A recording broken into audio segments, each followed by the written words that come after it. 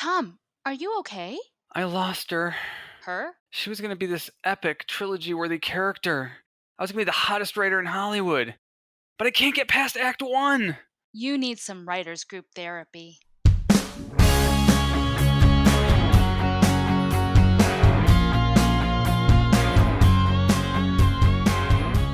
Hello and welcome to Writers Group Therapy. I'm Tom.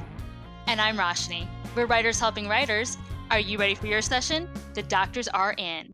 And if you like what you hear, make sure you share this with your friends, subscribe on iTunes, and you can find us online at WG Therapy or writersgrouptherapy.com, our individual handles. I'm Tom_Loveman on Twitter and Tom Loveman on Instagram. I'm at Moon Lily Music on Instagram and at Roshni Lumino on Twitter. And today we have a very special guest with us. Her name is Ashley Quach. Hello, Ashley. Hello. Hi. Yay. Hey, guys. I've known Ashley for a few years now. She's an awesome writer. And you know, I begin to think of you as the go-to Christmas gal. Because I get that a lot. You've got a lot of Christmas stuff between Deck the Halls and Santa's Husband, and I don't know. Is Christmas just your favorite time of year to write about or something? You know, all right. So all right, okay. The whole thing with it was one of those things where once I started putting out more things that were Christmassy, you kind of end up sort of in that cycle. But I gotta say, I love Christmas in a narrative because boy does it give you a deadline. It's like this great ticking clock. Everyone, like that whole rush home for Christmas is a thing in movies because it's a clear deadline, it's a countdown, and it's got this wonderful aesthetic that goes with it. Like the closer it gets to Christmas, you can build it up in the visuals, there's more tinsel around, there's more trees, you can't miss it.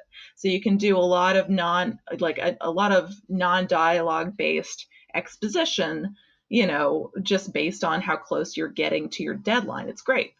But yeah, it's kind of gotten to the point where I'll pitch new projects and people were like, this is great, but does it have to be Christmas? So Well, yeah. we can back up. So probably one of the properties you're best known for is Deck the Halls, which is another podcast, but it's Christmas themed. So why don't you tell us a little bit about Deck the Halls? It's really funny because it's actually, there's not that much Christmas in it. It was just one of those things where the title is so Christmassy, I feel like we never have to mention it again.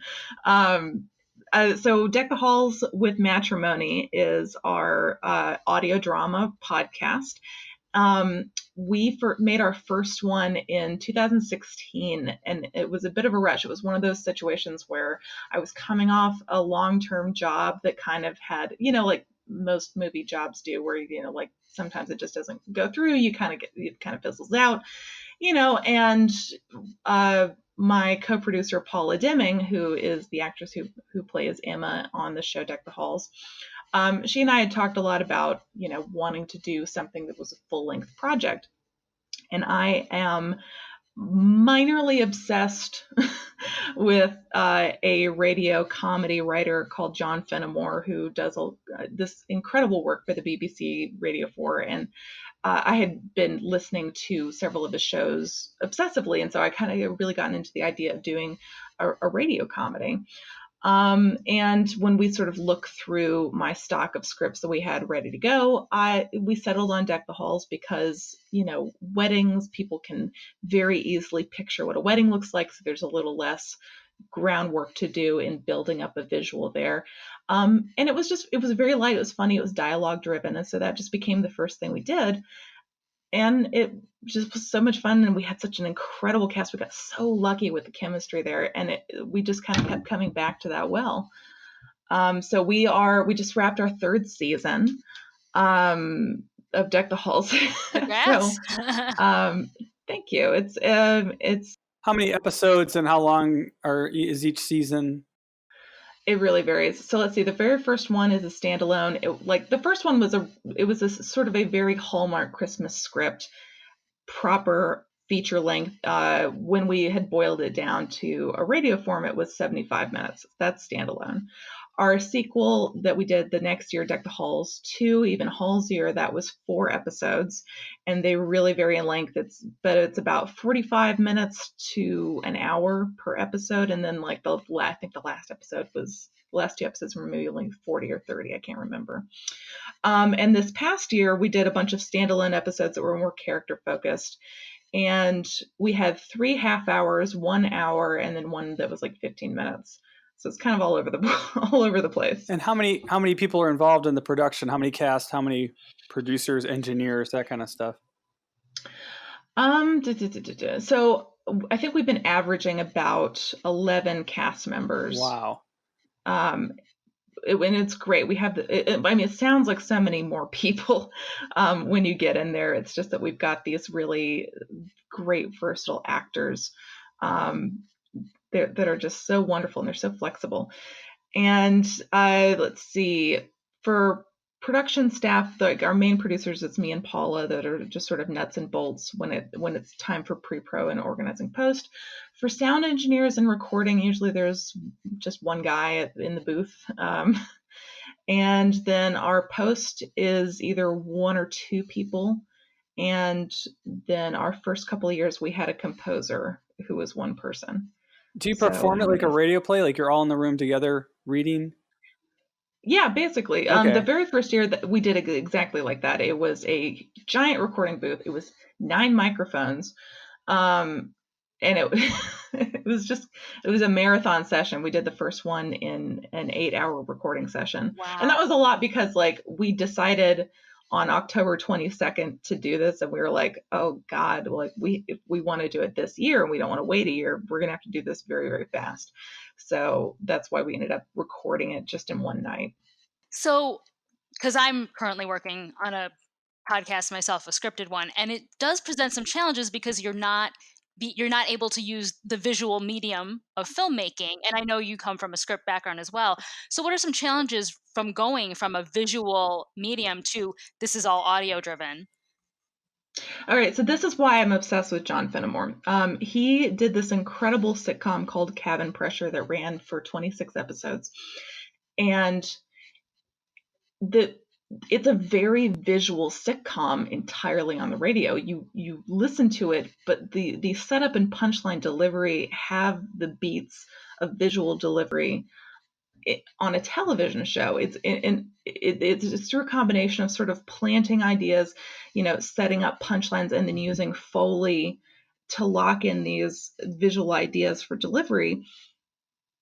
So to me, like I personally think that it's very possible to take just about any visual idea and convey it through audio. It just takes a little bit of time and strategy. I mean, it can be like really the issue is sort of it's like any film where you can't do everything at once.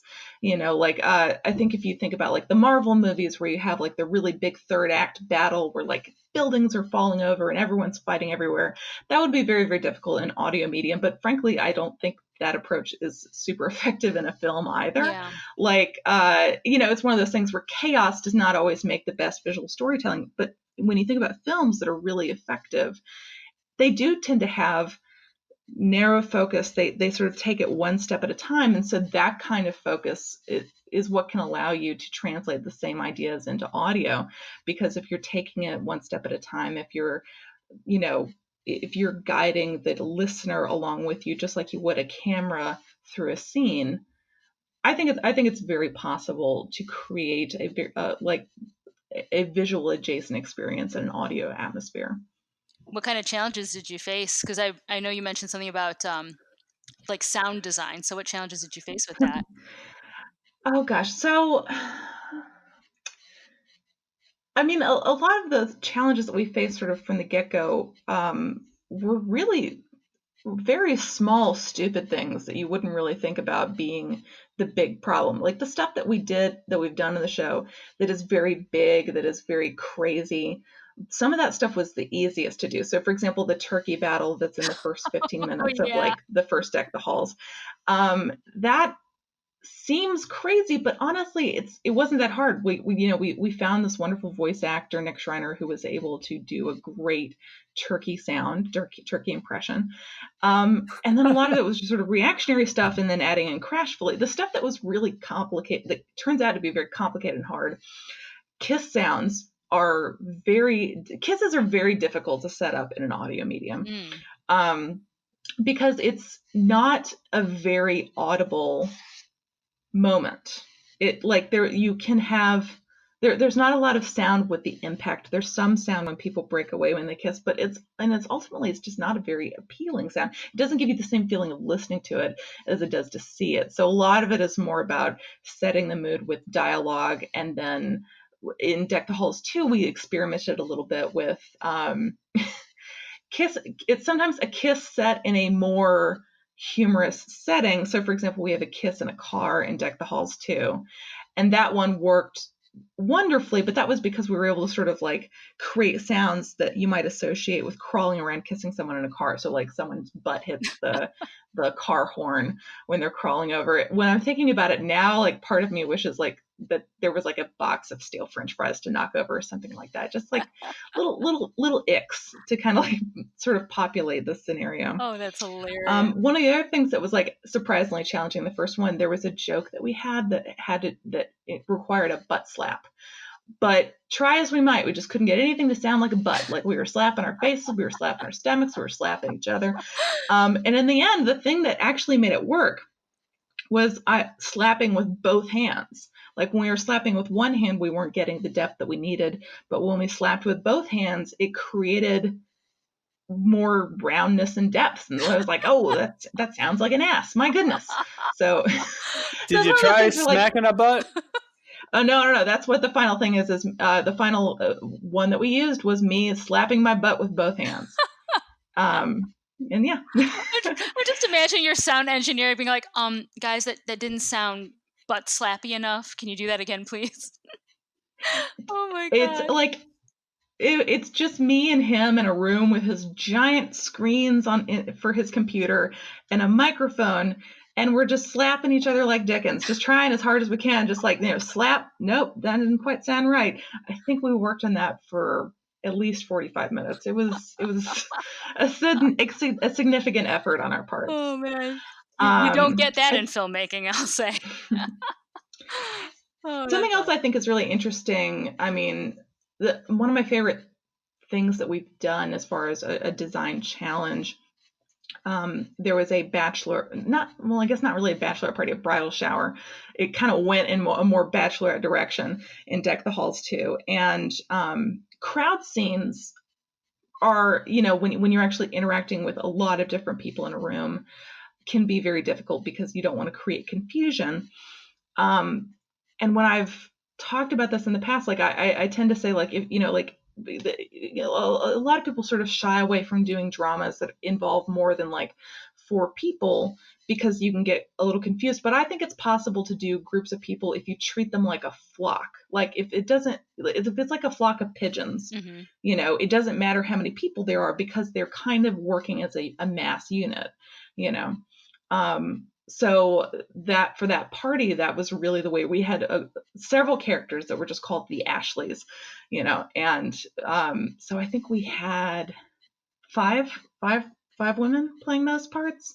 And the way that I wrote them and the way that we designed them in the recording was to be a mass unit, was to be like 5 entities that were moving as one, which was really fun. But I think it's I don't know. It's that was a challenge, but it was I think that was a fun creative solution. Oh, that's awesome. So yeah, I can't really. I think honestly, the main challenge is scheduling actors and trying to get everyone's schedules to overlap. So yeah, especially for an 8-hour day. Wow. So you guys did 3 seasons. Are you doing a 4th one this year, or you can't say? We have intentions to do maybe a few one-off episodes. I'm engaged to work on a few other projects at the moment that are going to be, that's my year, is going to be working on these other things and trying to get them done. But of course, we want to continue making things while we're waiting for the other projects to be at a production point. So yeah, like the ones that we'll do this year will probably be a little more sitcom-y in nature, because those tend to be a little less time in post-production. The emotional scenes take a lot longer to edit together, to get to direct in the booth. It's, anything that has an emotional element to it is going to take probably about twice as long as it does to do a straight comedy scene. Our actors are so great and they've got such great chemistry together. Like, for example, episode 5 of last year, the one that ended up being like 12, 15 minutes, something like that. I think we got that in the booth in maybe 30, 40 minutes. It was insanely fast, but it's just because if you write them bantery dialogue, you can just kind of throw it on its feet, and they've got that great energy and that great chemistry together, and just boom, done. Wow. But then, of course, since most of our past episodes have had fairly emotional components, like the light bantery scenes were more of a break from what we were normally doing with the emotions. Wow. So we'll have to have you back when you are allowed to talk about the new projects. But in the meantime, if people want to find you or listen to some of your work, where do they go and do that? Let's see. So on your favorite podcast app, if you look for Deck the Halls with Matrimony, you will be able to find us. You can also look for Sasquatch Radio, but that is spelled SASSQUACH Radio. And you can find us on Twitter at Sasquatch Radio, spelled SASSQUACHRADIO, or just Sasquatch.com. Great. Well, everybody, make sure you listen to Ashley's podcast, Deck the Halls, and keep listening to ours as well. Subscribe and share it with your friends, and we'll see you next week.